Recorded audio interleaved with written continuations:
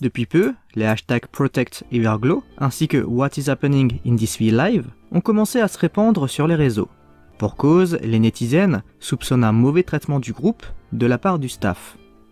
Ces craintes apparurent en fait suite à un V-Live audio tenu par Iron. Écoutez bien la bande son qui va suivre, les éléments qui nous intéressent se passent en arrière-plan. Je vous laisse donc ajuster le volume.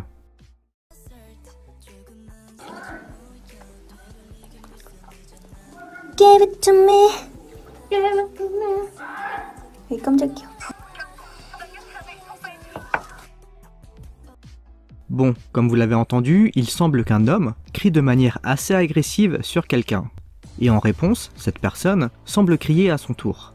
Certains internautes pensent que l'homme serait le manager d'Everglow et la personne qui se défend, Asha. Si certains n'y accordèrent pas d'importance, le fait que Wihewa supprime le V-Live renforça les soupçons quant à une dispute. En effet, pourquoi supprimer le V-Live si ce bruit était seulement un éternuement comme certains semblent l'avancer? Afin d'avoir des explications de la part du label, de nombreux Forevers ont fait entendre leur voix à travers les deux hashtags précités. Lors d'un autre live, c'est la nouvelle leader elle-même qui apporta une réponse concernant l'incident. Regardez. 괜찮아? 스태프가 제대로 대접하는 거 맞죠? 스태프라 하시면 매니저님 말씀하시는 건가요? 매니저님이랑 완전 사이 좋은데. 저희 매니저님도 진짜 착하세요. 네, 저희 뭐 매니저님이 소리를 질렀다고. 그게 저도 밖에 있었는데 거기서 갑자기 매니저님이 소리 지르시는 거예요. 갑자기 소리 지르시는 거예요. 그래가지고 뭐지? 이러고 왜 그러세요? 이러고 가봤더니 거기에 진짜 거기에 바퀴벌레가 있는 거예요. 근데 바퀴벌레가 원래 저희 연습실이 이제 지하이다 보니까 몇 번 나왔었는데 바퀴벌레 말고도 몇 번 벌레가 나왔었는데 바퀴벌레가 너무 커가지고 근데 저 귀 터지는 줄 알았어요. 매니저님이 갑자기 소리 질러셔가지고 근데 그것 때문에 설마 걱정하시는 건가? 그런 일이 있었습니다. Pour beaucoup, cette explication ne tient pas la route pour deux raisons. Shion a l'air mal à l'aise sur la vidéo. La manière dont elle évoque les raisons du cri ne semble pas naturelle, comme si elle répétait mécaniquement ce qu'on lui avait dit. Et par ailleurs, si l'explication était si simple, pourquoi avoir supprimé le live et avoir placé un tabou sur le sujet? Pour l'instant, aucune déclaration n'a été faite par le label. Ah oui les amis, on n'est pas loin des 10K abonnés. Si vous appréciez mon contenu, vous pouvez m'aider en laissant un commentaire. Et pour les plus timides qui n'ont pas encore osé, abonnez-vous. Et aussi, on va bientôt commencer le jeu de Best K-Pop Band sur Insta. Venez vite nous rejoindre. Allez, on passe à la suite. Cette semaine, NCT Dream est dans la sauce, suite à une apparition dans l'émission de radio de Day 6. Le band participa à l'émission Kiss the Radio afin de faire la promo de leur nouvel album Hello Future. Et le radio show qui est animé par Youngke fut le théâtre d'un comportement jugé déplacé de la part des garçons. Plusieurs choses furent relevées durant l'émission, parmi lesquelles des réponses assez insolentes à certaines questions. Par exemple, à la question sur quels étaient ses nouveaux passe-temps, Jaemin répondit « Des nouveaux passe-temps, j'en ai pas ». Lorsqu'il a été questionné sur les raisons de son retard, il répondit « Je veux être en retard ». Et plus tard, alors que d'autres membres parlaient, il s'est mis à crier le mot sexy à plusieurs reprises. De leur côté, Chonno et Mark s'étaient montrés très distraits, bavardant à propos de sujets sans rapport avec l'émission. Mark, à un moment, s'est même mis à imiter Youngke, ce qui fut considéré comme assez immature de sa part.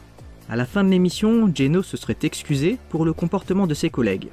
Et finalement, avant de se quitter, alors que Youngke s'inclinait face aux garçons, ces derniers ne se sont pas inclinés en retour.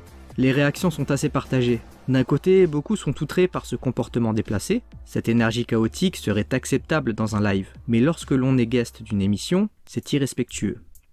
D'autres affirment qu'ils ne firent rien de déplacé, mais ont seulement animé le show à leur manière, de façon fun. Le sujet suivant est assez inédit. Accrochez-vous, on va traiter un gros morceau. Le 2 juillet dernier, YG a confirmé que Jennie et Rosé étaient actuellement aux US afin de travailler sur un nouveau titre. La nature de ce nouveau titre n'a cependant pas été précisée.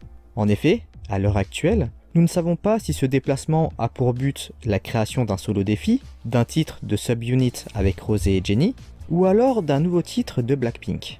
En tout cas, suite à cette annonce, les Lillys ont été très frustrés par la situation et ont montré leur mécontentement sur les réseaux.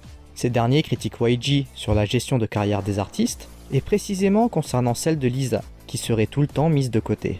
Cette colère est d'autant plus importante alors qu'aucune date officielle pour le solo de Lisa n'a été donnée, négligeant l'artiste encore une fois. Du coup, de nombreux netizens ont commencé à conjecturer sur un potentiel départ de Lisa du label, suite à ce traitement injuste dont elle est la victime. D'où le hashtag LisaLeaveYG.